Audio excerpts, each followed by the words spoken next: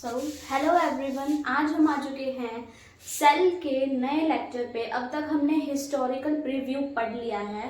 कल मैंने आपको यूकैरियोट्स और प्रोकैरियोट्स के डिफरेंसेस भी बताए थे। अगर आप लोग नोट्स बनाते हो तो उन्हें ऐड कर लेना। देखो, मैंने अलग से लिखा नहीं है क्योंकि मैंने वर्बली आपको सारे बता दिए थे। और भी अगर आपको मिलते हैं एक्स्ट्रा हिस्टोन्स वगैरह से रिलेटेड तो आप अपने नोट्स में ऐड कर सकते हो, आपके लिए ही बेनिफिशियल होगा।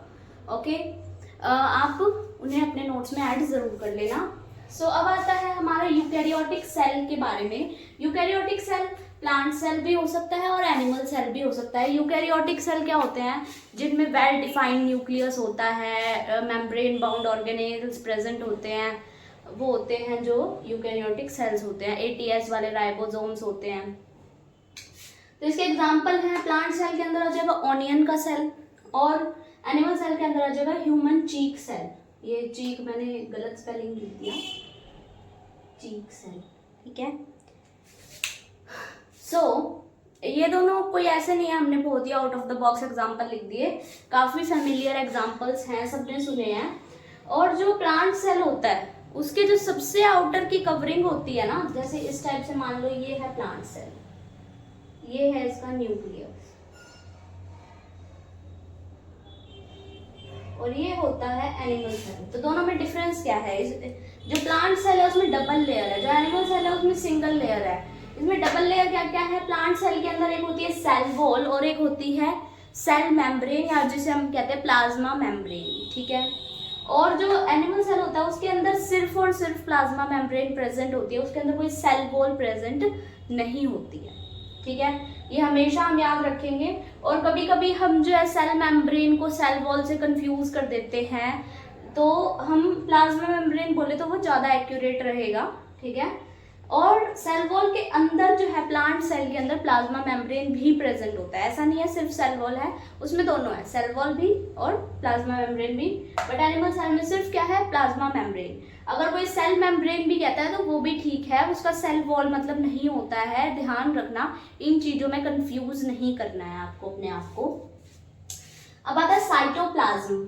साइटोप्लाज्म क्या होता है? सेमी फ्लूइड मैट्रिक्स होता है। सेमी फ्लूइड मतलब कुछ इस टाइप से समझो कि मान लो कोई चाशनी होती है, चाशनी के अंदर अगर हम रसगुल्लों को डबो दें तो ऐसा थोड़ी है कि वो पानी की तरह उसकी कंसिस्टेंसी होती है। थोड़ा सा वो पानी से डेंस होता है, डेंसर होता है हल्का सा, और मतलब ऐसा भी नहीं है कि बिल्कुल ही हार्ड हो गया, वो हिल ही नहीं रहा, थोड़ा बहुत हिलता भी है, ठीक है। जो चाशनी होता है या हनी मान लो, उस टाइप की इसकी कंसिस्टेंसी होती है साइटोप्लाज्म की। वो सेल पे डिपेंड करता है, किसी में ज़्यादा विस्कस भी हो सकता है, किसी में थोड़ा कम विस्कस भी हो सकता है। ऑक्यूपाई वॉल्यूम ऑफ सेल, वो पूरे सेल में वॉल्यूम ऑक्यूपाई करता है। वॉल्यूम क्या होता है कि किसी चीज के अंदर कितना मैटर आ सकता है, ठीक है।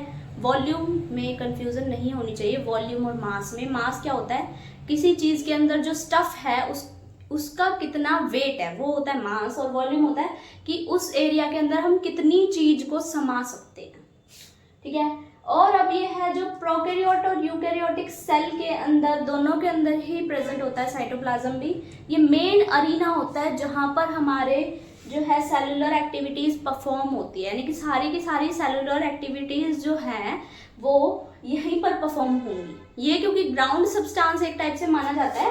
ये देखो, मान लो यहाँ पर सारी ऑर्गेनेल्स प्रेजेंट है, और ये जो व्हाइट वाला एरिया दिख रहा है तुम्हें नीचे की तरफ, ये क्या है? सारा साइटोप्लाज्म है, यहीं पे तो होगी सारी एक्टिविटीज।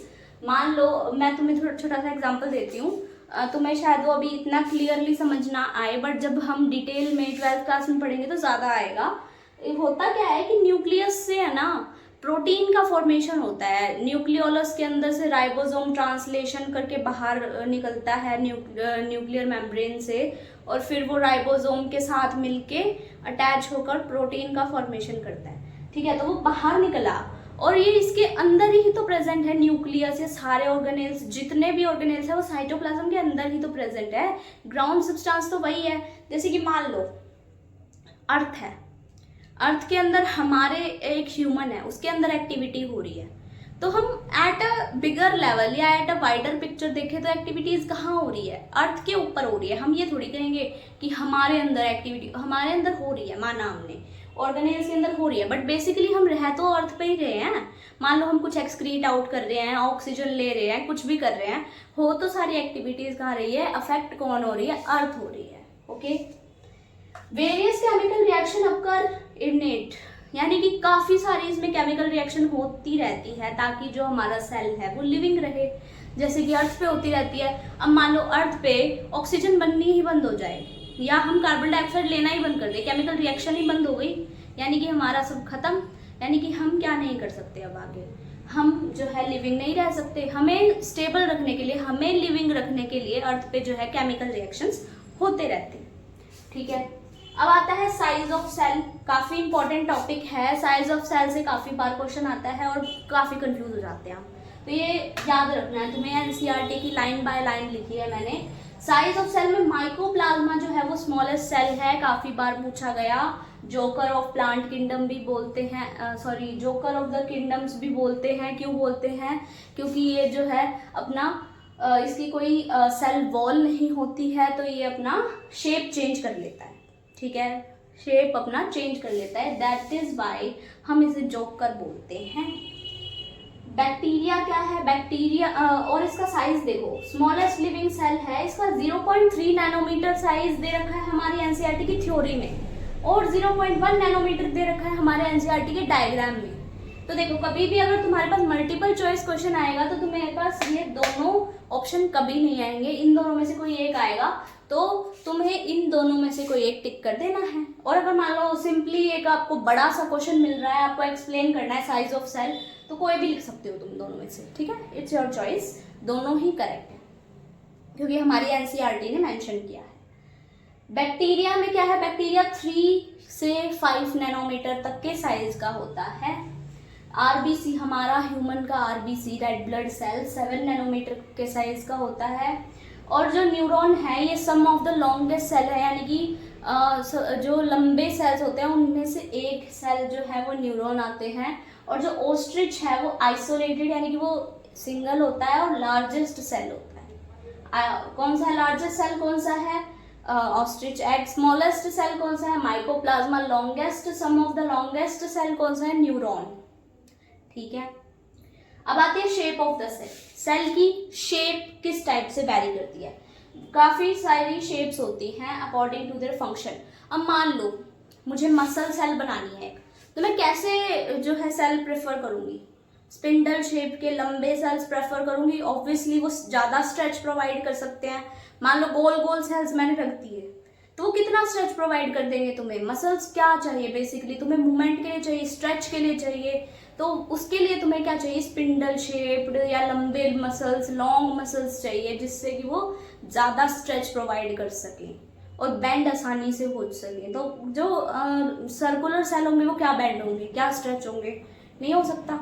अब मान लो हमें करना है नर्व इम्पल्स का ट्रांसपोर्ट करना है, जब भी हमें लॉन्ग सेल्स चाहिए हम छोटे छोटे छोटे छोटे कितने सेल लगाएंगे, और लॉन्ग सेल्स जो है प्रिफरेबली मोर एफिशिएंट होते हैं ऐसे कामों के लिए जिधर ट्रांसपोर्ट हमें करना होता है। गोल सेल्स किस लिए होते हैं, जैसे मान लो डब्ल्यूबीसी है, डब्ल्यूबीसी क्या करेंगे, अब डब्ल्यूबीसी हमारे डिफेंडर्स होते हैं। अगर कोई हमारे अंदर बाहर का कीटाणु आने की कोशिश करता है तो डब्ल्यूबीसी उनसे लड़ाई करते हैं। ठीक है, तो उसके लिए गोल सेल्स चल जाएंगे, उन्हें ऐसे मतलब कोई इंफॉर्मेशन ट्रांसफर इतनी ज़्यादा थोड़ी ना करनी है। हाँ, उन्हें कोई इम्पल्स आएगी तो उन्हें लेनी है और अटैक करना है सेल्स पे। ठीक है, तो फंक्शंस के हिसाब से वैरी करता है। स्किन के सेल्स अलग होते हैं, हमारे कहीं और के सेल्स कुछ और होते हैं। दे में भी disc like, polygonal, columnar, cuboidal, thread like और इवन इरेगुलर शेप के भी हो सकते हैं। ठीक है, जो हमारे डब्ल्यूबीसी होते हैं वो इरेगुलर शेप के ही होते हैं। ओके, और हमारा आप लोगों ने देखा होगा आरबीसी। आरबीसी हमारे पास कनकेव शेप की होती है। अब क्यों होती है कनकेव शेप की, कुछ इस टाइप की होती है आरबीसी, देखो। ठीक है, यहाँ ऐसे उसमें थोड़ा सा कॉनकेव शेप आती है। क्यों आती है, क्योंकि आरबीसी जो होती है, रेड ब्लड सेल होती है, उसे अपने साथ ऑक्सीजन कैरी करनी होती है, और कैरी करने के लिए उसे चाहिए स्पेस। तो स्पेस जो है, ये जो इसका थोड़ा डिप्रेशन है, ये इसे स्पेस प्रोवाइड करता है, और इसके अंदर कोई सेल ऑर्गेनेल्स भी नहीं प्रेजेंट होते ताकि ये ज़्यादा से ज़्यादा ऑक्सीजन अपने साथ कैरी कर सके। ओके, सो अपने अपने फंक्शंस के हिसाब से वैरी करता है कि कौन सा जो है वो किस टाइप का होगा cell. So thank you so much, आज के लिए इतना ही है। आज हमने काफ़ी कुछ पढ़ा, हमने यूकैरियोटिक सेल के बारे में पढ़ा, उनकी शेप्स के बारे में पढ़ा, उनके साइज के बारे में पढ़ा, और आज के लिए इतना ही हमारा लेक्चर, और अब कल हम इससे आगे पढ़ेंगे। Okay, thank you so much, आज के लिए इतना ही। अगर आपको मेरे वीडियो अच्छे लगते हैं तो चैनल को लाइक करो, सब्सक्राइब करो और मेरे वीडियो को शेयर कर दो। थैंक यू सो मच, आज के लिए इतना ही।